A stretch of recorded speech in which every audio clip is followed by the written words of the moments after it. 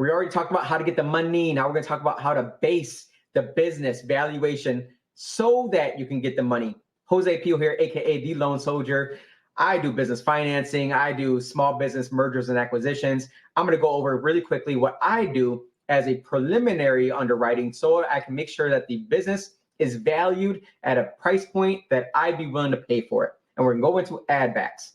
Add backs are just numbers or expenses that you can add back into the value of the business to show to an underwriter or show to a bank or show to a finance person and say, this is what I think the business is really worth, and they're looking to sell it at this value. This is why I believe it's undervalued, and you should give me this money so that I can go buy this business.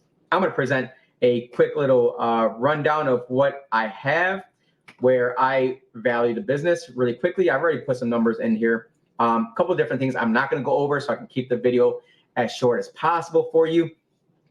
First things, you got the assets and you got the liabilities there. You got buildings, land, vehicle, inventory. I don't want to get into that quite yet. We can get into that in another video. I'm already losing track here. Where am I? Here. But we're going to go over how to do add backs, what you're looking for in the add backs. You're going to start page 1 on a tax return, because how many years tax returns did we ask for?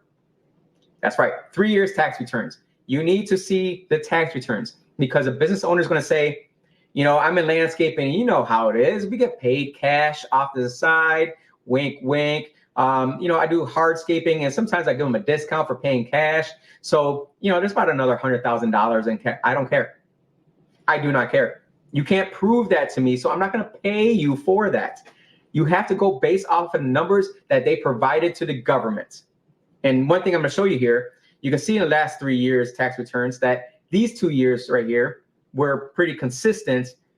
This last year had a nice little 33% jump. What that screams to me is this person knew they're probably going to retire. Or one of two things. They're probably going to retire, or potentially they got a PPP loan or an EIDL loan. Their revenue jumped up because they got a nice little fat check from the government, and they went ahead and slid it in their revenues, and they're trying to trick you and try and get you to pay for it.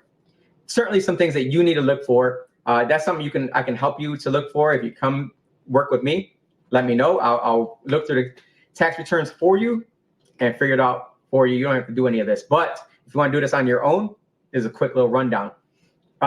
First thing you want to add back. These are 2 different types of add backs. One is like depreciation, amortization. These are add backs that don't really cost the business any money. These are just tax write-offs. This right here, depreciation, this is how Donald Trump doesn't pay income taxes, right? Or one of the ways, let's say. He has lots of real estate, or he's probably gonna have a little bit less real estate, but lots of real estate that he's writing off the depreciation. It didn't cost him that money. It's just a write-off where the accountant writes off a certain value of that building, that asset, whatever it may be. This is something that you want to talk to an accountant about if you don't have any depreciation on your tax returns, because you need to be investing in assets so that you can get depreciation. Some of these other ones are actual expenses, like compensation of officers. So let's just say this business owner pays themselves back $65,000 a year. You can add that back in. Little hint here. What I would do is, if I'm buying a business, I need somebody to manage it for me. So I'm not going to add back in $65,000. I'm going to add back in $20,000 because I need to hire a manager, and that manager is going to cost $45,000. And these are numbers that you're going over. This is not something you are providing to the seller or to their broker. You're going over these numbers in your own format, in your own head, on your own sheet, whatever it may be, and you're valuing the business without their input. You're only going off of the tax returns. That's it. I don't care what they say. I care about what they told the government. So we're taking all this information from the tax returns. Every single one of these numbers are from the tax return. I put in $12,000 in advertising. Why am I adding back advertising? Don't you want to spend money on advertising? Well, like I said in the last video, your eyes, you're looking at it through your own eyes. With my own eyes, we bought a landscaping company, and we already own a landscaping company.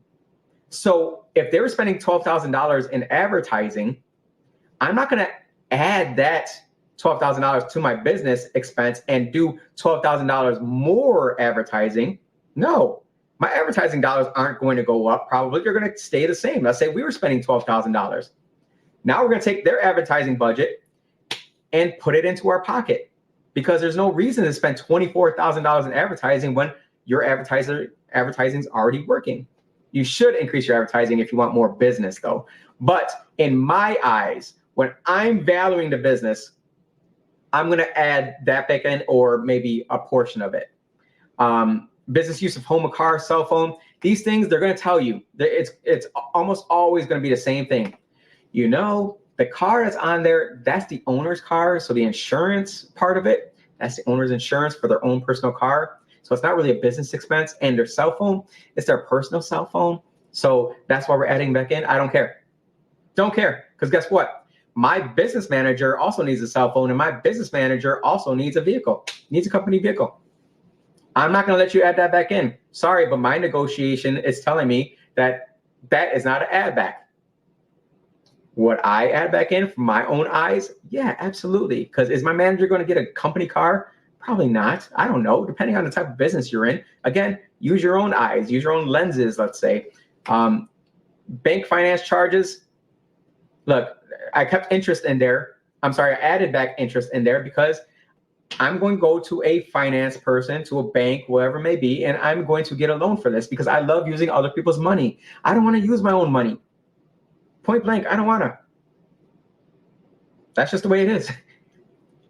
Legal professional fees here. Again, you're a great business owner. You're a smart business owner. You're a savvy one. So you already have an accountant. You already have an attorney. So you're already spending that money. When you buy another business, you're not adding expenses. I'm sorry, you're not adding an extra accountant or an extra attorney on your payroll. They're not going to increase your fee either, because guess what? All that goes up is the revenues and your expenses. That goes up. All the accountant cares about is providing the service.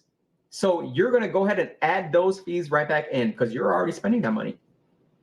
I just say 3,000. These numbers are not real. I'm just trying to show you what it could be looking like. And then music and guest entertainment, travel. These are all things, again, you take a look at. Do you think that they should be added back in? Now you see a drastic difference down here. We went over SDE on the other video, seller discretionary earnings. This you can see is drastically different from this first row here. Why is that? Because of the add backs. Because this net income is what the government sees, and what probably came into their pocket was this SDE, seller's discretionary income. I'm sorry, seller's discretionary earnings. Much different here. This right here is the average of those three. I like to take a look at the weighted average because I don't think that I should be taking into full account this year, and this year as an equal weighted. I think the business should be valued with a weighted average in the past year. But I'm gonna take a look at this number. If this is lower, then I'm gonna go ahead and use the lower dollar amount for my own advantage. You see a multiple here. Like I said in the last video as well, you're looking at between a 2 and 3x multiple that you want to pay for the business or less, right? So I got the multiple of 2 and I got the multiple of 3. And you can see the value, the difference in value when you multiply the SDE by that 2x multiple and that 3x multiple. Look at the difference there. $293,000 value, $440,000 value. Huge difference. So what does that mean? What do these numbers mean to me, right? This business, let's say, was listed for $600,000. Would you buy that business for $600,000? Absolutely not. Absolutely not. It's higher than your 3x multiple. Again, there might be some companies that would require a higher multiple. A SaaS company or another software company, a monthly subscription plan. Multiple different types of businesses have different multiples. The person that's helping you with purchasing the business should have the chart of multiples. I can help you with that, or your broker can help you with that, whatever it may be. But $600,000 ain't happening. what this person was probably saying was that they had, income on the side, some cash on the side, and they made an extra $100,000 in cash receipts that they can't prove, and they want you to spend a 2x multiple on that cash. It's not happening. You're not spending that. What it also could be is they have a ton of assets that they believe is worth the extra money. This is going to cause you to dig a little bit deeper, ask more questions. Are there assets that come with the business? If so, what's it valued at? Usually you can see that in the advertising, or sometimes it's just you talk to that person. It's not an actual listing. You just talk to them and they say, hey, I'm looking to retire. And you're like, well, crap, I want your business. And they say, you ask them, what would you sell it for? I'd sell it for $600,000. Okay, let me take a look at the numbers and let's see how we can get there. Well, no, I say 440,000. You're not going to tell them that though. What you tell them that is, I'm looking more around almost half that value. I want to see, maybe I'm missing something. What are some things that maybe is not on a tax return or that you value that maybe I didn't see? Sometimes a business owner is just so emotionally attached to their business or they have no clue the numbers. Either one of those two. They have no clue the numbers, or they're too emotionally attached where their number could just be outlandish. There's far too many times when you're in my business, you're going to have 20 no's to every 1 or 2 yeses, right? And when they accept the offer. Like I said, with the multiples, 2x multiple, because you're going to try and get that money back within 2 years. 3x multiple, you're trying to get that money back within 3 years. If you were to spend a 2x multiple on just 2022 tax return, look at that, $165,000.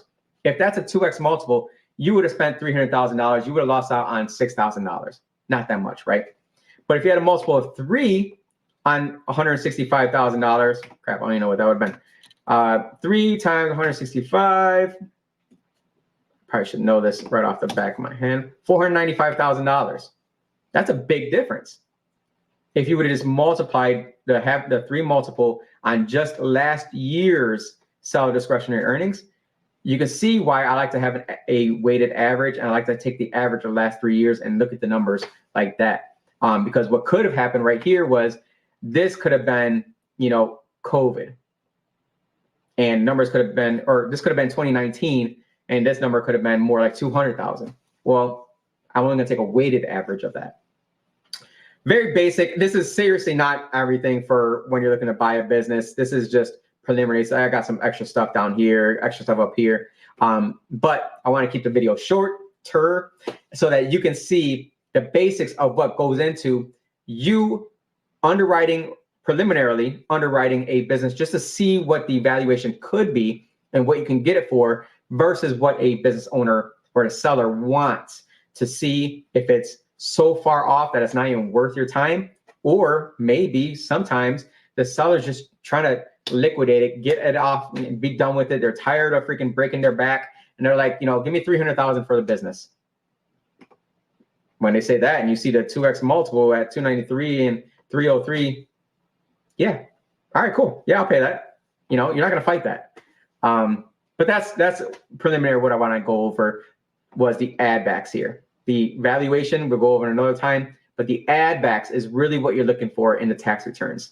That's the bread and butter of where you're going to value the business. We'll get into this part a little bit more in another video, because I want to take an actual listing and go through it with you so you can see what I would value the business at through my eyes. Thank you very much for joining, and we'll see you again, next video. Jose Pio, aka The Loan Soldier. We'll talk soon.